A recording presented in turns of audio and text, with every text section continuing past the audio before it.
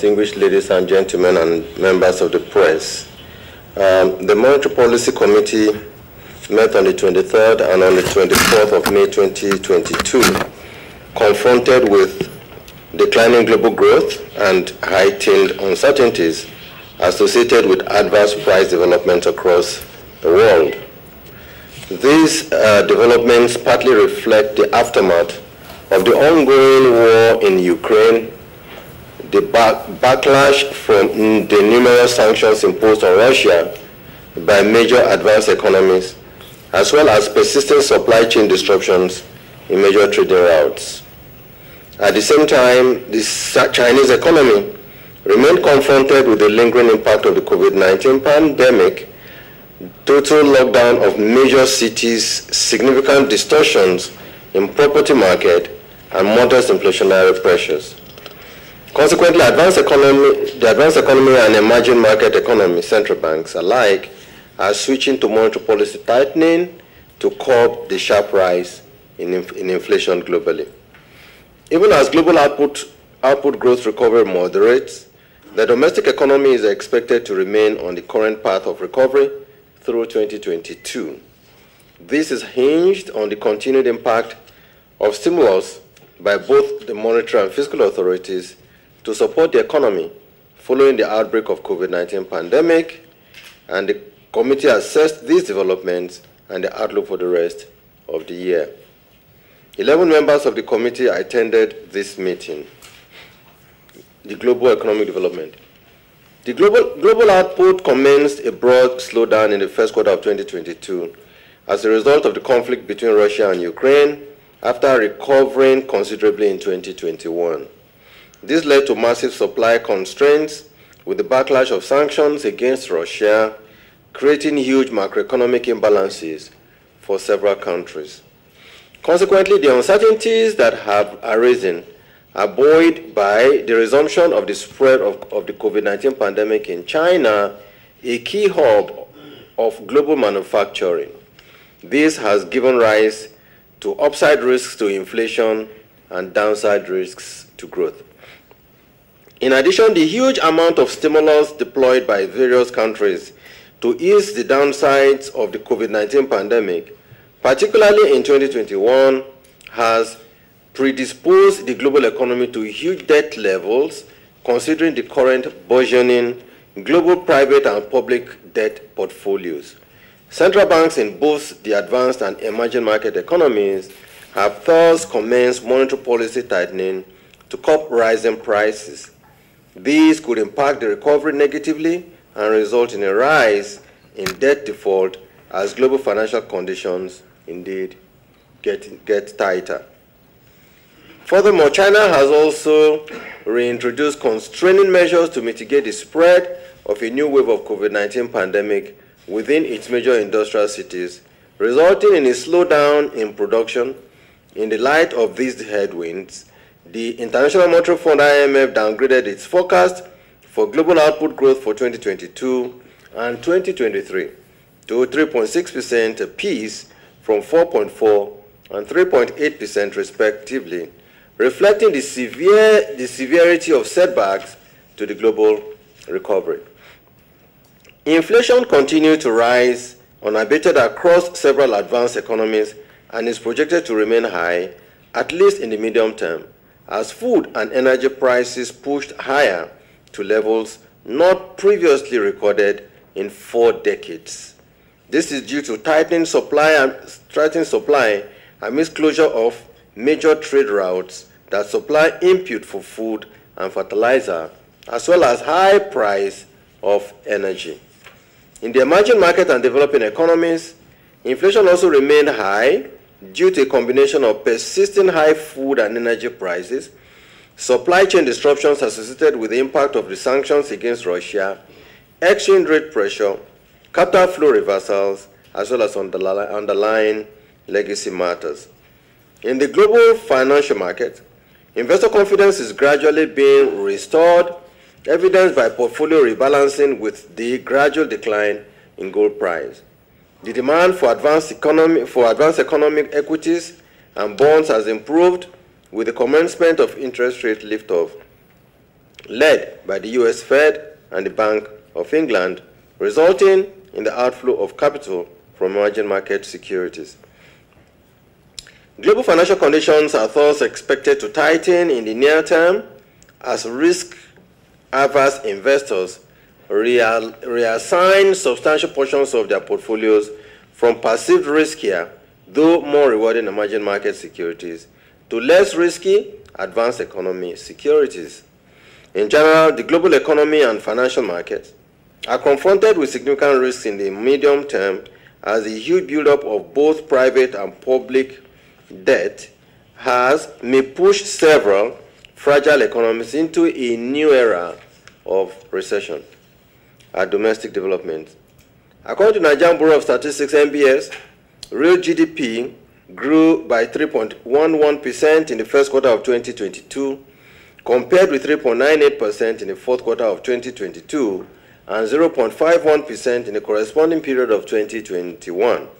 This is the sixth consecutive quarter of real output expansion following the economy's exit from recession in 2020.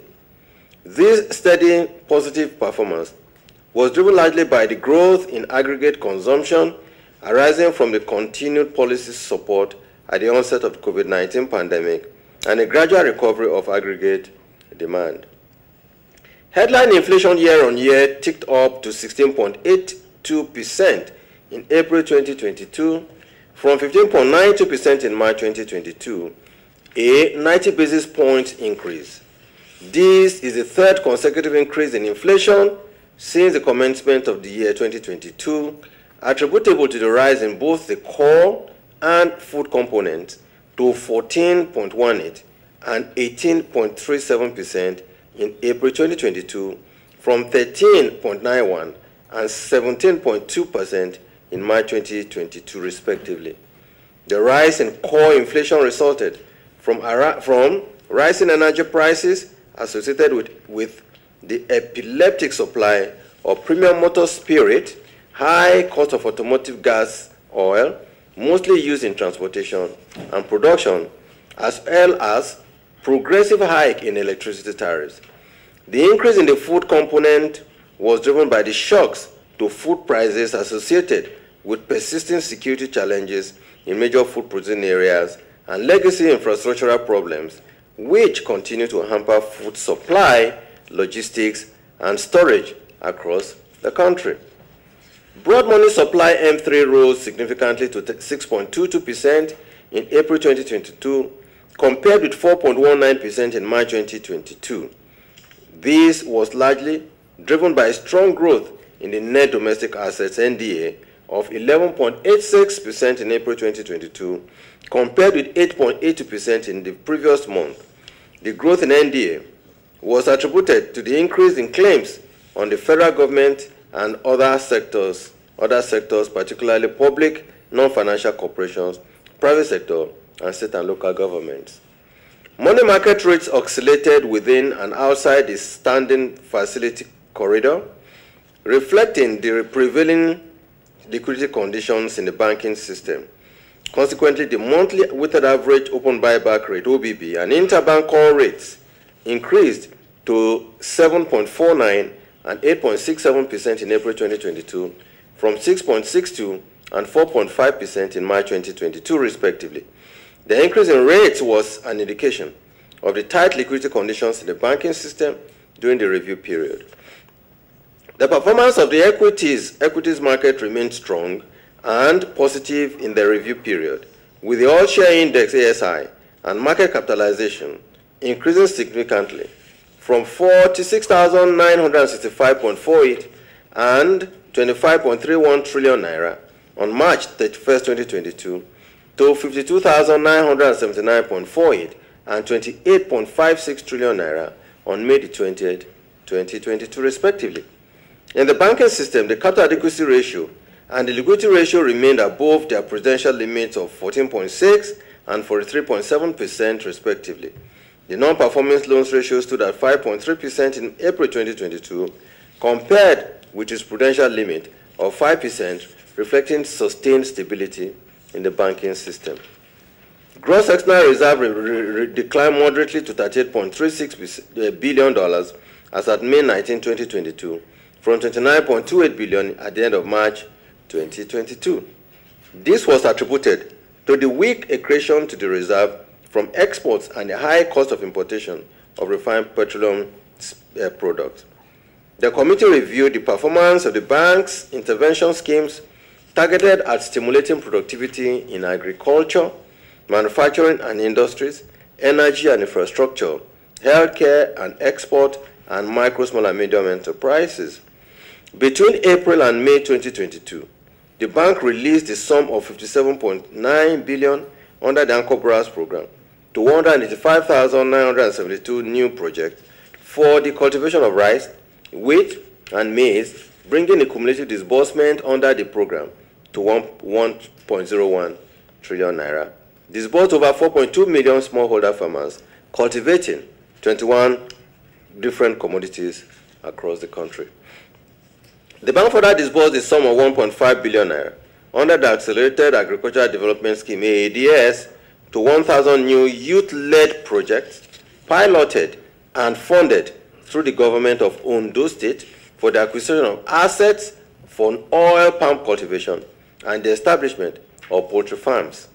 This is a very encouraging development for Ondo State, leading the pack on agriculture for the oil palm cultivation and other agricultural initiatives.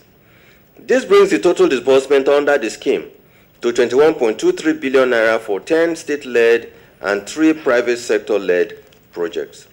In addition, the bank released 21.73 billion naira to finance 7 large-scale agricultural projects under the Commercial Agricultural Credit Scheme. The funds were utilized for the establishment of a ranch and milk processing facility, procurement of feed and medication for livestock and dairy production, construction of a 300 metric ton per day oil mill in Guzo, Zamfara State, acquisition and installation of an agrochemical factory, as well as purchase and stockpiling of homegrown maize for animal feed production. This brings the cumulative disbursement under the scheme to 741.05 billion naira for 674 projects in agro-production and agro-processing. Under the paddy aggregation, 6.2 billion naira was disbursed by the bank to 3 new projects for the purchase and mopping up of homegrown rice paddy. This brings the total funds disbursed to 42 integrated rice mills to about 106 under the paddy aggregation scheme to 106.39 billion. To support the growth of the manufacturing sector, the bank disbursed the sum of 436.85 billion to 34 new projects under the 1 trillion Real Sector Support Facility. This was utilized for both greenfield and brownfield expansion projects under the COVID-19 intervention for the manufacturing sector and Real Sector Support Facility from Differentiated Cash Reserve (DCRR).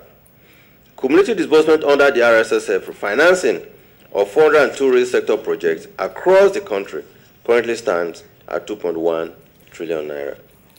The bank disbursed 55.34 billion naira under the 100 for 100 on production and productivity to 44 projects comprising 24 in manufacturing, 17 in agriculture, 2 in the healthcare, and 1 in services sector. In the healthcare sector, the bank disbursed 17.7 billion to 4 healthcare projects under the Healthcare Sector Intervention Facility, bringing the cumulative disbursements to 130.49 billion naira for 126 projects comprising 58 hospitals, 31 pharmaceuticals, and 37 other healthcare services. The bank released the sum of 21 billion under the Export Facilitation Initiative, EFI, for 3 projects in domestic production and value addition of cocoa and sesame seed. This intervention is targeted at further expansion of the economy's non-oil sector, non-oil export basket towards improving foreign exchange revenue earnings for the country. To support micro, small, and medium enterprises, the bank disbursed 1.5 billion to 2,718 new projects through the Agribusiness Small and Medium Enterprise Investment Scheme (AXMIS) for activities in fish farming, rice processing, wheat farming, poultry farming, livestock farming, ICT, and tailoring, among others. This brings the cumulative disbursement under the ACMIS to 136.13 billion naira. Under the Micro, Small and Medium Enterprise Scheme, the bank disbursed 2.7 billion to support youths engaged at various nodes of the agricultural value chain, bringing the total disbursement under this intervention to 98.88 billion naira to 749 MSME projects across the country. In the area of energy and infrastructure, the CBN released 15.71 billion to power sector players, including generating companies and gas companies. Under the Nigerian Bulk Electricity Trading PLC NBET path, bringing cumulative disbursement under the facility to 1.3 trillion naira. The sum of 22.67 billion was also released to distribution companies for their operational expenditure and capital expenditure under the Nigerian Electricity Market Stabilization Facility Phase 2. Cumulative disbursement under this scheme currently stands at 251.93 billion naira. Additionally, under the National Mass Metering Program, the bank has disbursed 0.19 billion naira to DISCOs for the procurement of electricity meters, bringing the cumulative disbursement for the procurement and installation of 865,956 electricity meters across the country to 47.82 billion naira. Interventions in the energy and infrastructure are designed to improve investment and develop enabling infrastructure in Nigerian electricity supply industry. Our outlook. The broad outlook for both the global and domestic economies in the medium term remain clouded with uncertainties arising from the lingering war between Russia and Ukraine, the unfolding impact of the extensive sanctions imposed by several countries on Russia, and the downside risks from the continued spread of COVID-19 pandemic. Global growth is thus confronted with significant headwinds, which may derail the current projection further. The persistent rise in inflation is also set to undermine the recovery of output growth due to the associated buildup of uncertainties around the cost of inventory and other production inputs. The rise in global debt is also an unfolding dilemma which policymakers must carefully evaluate and address to avert a near-term global financial crisis. In summary, while global aggregate demand remains strong and growing, the numerous supply-side constraints will continue to undermine the recovery effort, at least in the short to medium term. In the domestic economy, data on key macroeconomic variables indicate that the recovery of output growth will continue, but at a much subdued pace, considering the unfolding domestic and external shocks to our economy. Domestic price development is, however, expected to maintain an upward pressure in the light of the buildup of increased spending related to the 2023 general elections. Consequently, the Nigerian economy is forecast to grow by 3.24% by the CBN estimate, 4.2% Federal Government of Nigeria estimate, and 3.4% IMF estimate. The committee's consideration.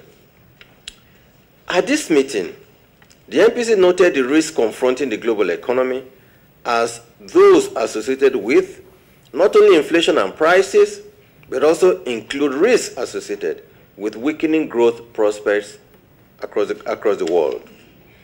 The committee observed that whereas post-pandemic policy support has remained broadly expansionary, at least from a fiscal standpoint, the sharp rise in inflation across both the advanced and emerging market economies has generated growing concern among central banks as the progressive rise in inflation, driven by rising aggregate demand and wage growth, is putting unsustainable upward pressure on price levels.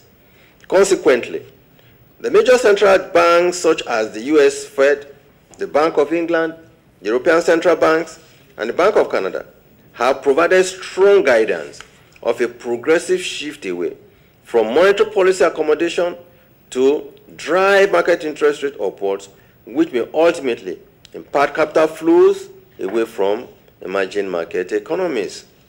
On another hand, MPC noted that the war between Russia and Ukraine has resulted in significant disruptions to the global supply chain at a time that the global economy is still confronted with downside risks to growth associated with post-COVID-19 pandemic.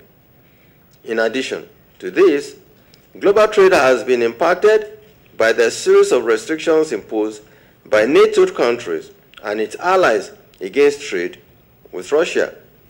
This has increasingly fragmented the global economy, imposing huge restraints on the tepid post-pandemic recovery. Only recently, China, US, and South Africa are seeing renewed spike in COVID-19 infections. For instance, the Chinese government recently reintroduced lockdown in major industrial cities to forestall the spread of the pandemic, further disrupting the supply chain crisis.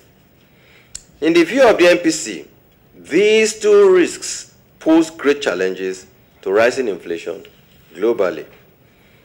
As for our domestic economy, MPC noted with delight that the GDP grew by 3.11% during the first quarter of 2022 year-on-year, highlighting a steady recovery for the fifth consecutive quarter. Quarter-on-quarter, real GDP grew by 9.36%, a slight moderation from 11.07% during the previous quarter. MPC, however, was concerned about the somewhat aggressive rise in inflation by almost 90 basis points in April of 2022. To dampen the expectation of the inflationary pressure, MPC decided on the need to take a shift from its historically cautious approach on interest rate to a policy rate hike while still adopting an accommodative approach to development finance initiatives that have helped historically the growth of the Nigerian economy and sustained a recovery. MPC is of the view that rates on the development finance initiatives of the CBN should remain at 5% at least till March 2023. Consequently, as regards the decision on whether to hold, tighten, or loosen, MPC feels that loosening in the face of rising policy rates in advanced economies may result in sharp rise in capital outflow and faster dry up of foreign credit lines. MPC also feels that loosening could lead to further liquidity surfeit and inflationary pressures. As to whether to hold, MPC feels that this will strengthen the perception that CBN has abandoned its primary mandate of taming inflation. On the need to tighten, MPC feels compelled that tightening would help moderate the inflationary trade-off from the steady growth recovery so far recorded and improve real GDP. MPC also feels that tightening will help rein in inflation before it assumes a galloping trend, considering the progressive increase in headline inflation month on month, particularly with the sharp 90 basis points increase recorded in April of 2022. Furthermore, MPC feels that tightening would narrow the negative real interest rate margin, improve market sentiment, and restore investors' confidence. Equally, members believe tightening would moderate inflationary pressure, pass through to exchange rate depreciation, and moderate the speed of capital flow reversal, provide incentives for foreign capital inflows, and sustain remittances. Lastly, tightening could moderate government more domestic borrowing as government debt servicing to revenue ratio increased significantly in recent times and threatening debt sustainability. The committee's decision. Members expressed deep concern about the continued uptrend of inflationary pressure. Despite the gradual improvement in output growth, the committee noted that the current rise in inflation may be inimical to growth and thus hinder the full recovery of the Nigerian economy. While MPC identifies several supply-side factors which may be contributing to inflationary pressure, emerging evidence show that money demand pressure is on the rise and is unlikely to abate until the 2020 general elections are over. The dilemma confronting the monetary policy at this meeting, therefore, is how best to drive down domestic prices, in this case inflation, while at the same time continue to support the fragile recovery of the Nigerian economy.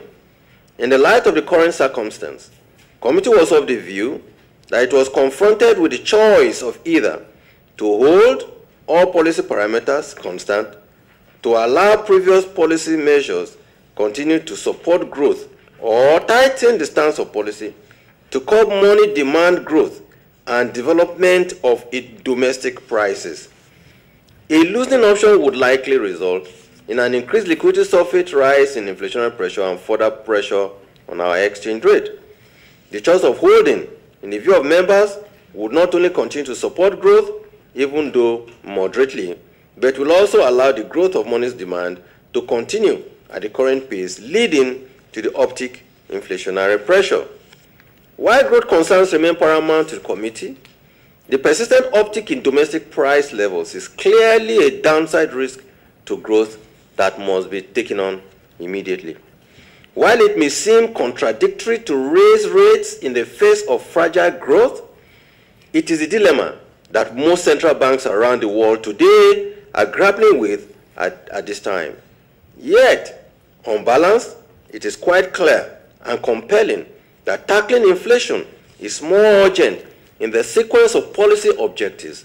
In this regard, MPC urged the bank to redouble its efforts at supporting the priority growth-enhancing sectors of the economy, while urging the federal government to do more to provide a safe and secure environment for economic agents to boost activities and eventually stimulate growth. After carefully reviewing the developments of the last 2 months and outlook for both the domestic and global economies, as well as the benefits and downsides of each policy option, the committee decided to raise monetary policy rate, the first in 2.5 years, to rein in the current rise in inflation, as members were of the view that the continued uptrend may adversely impact growth. The bank further reaffirmed its commitment to continue to provide support to priority sectors as the need arises to support growth until the current upward pressure in price development abates. The committee therefore decided by unanimous vote to raise the monetary policy rate. 6 members voted to raise the MPR by 150 basis points, 4 members by 100 basis points, and 1 member by 50 basis points to 13.5%.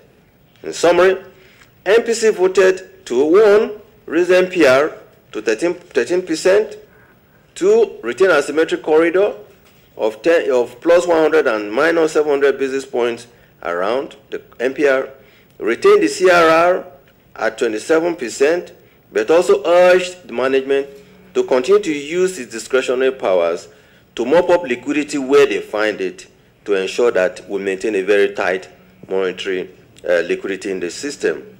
And 4, retain liquidity ratio at 30%. I thank you all for your attention.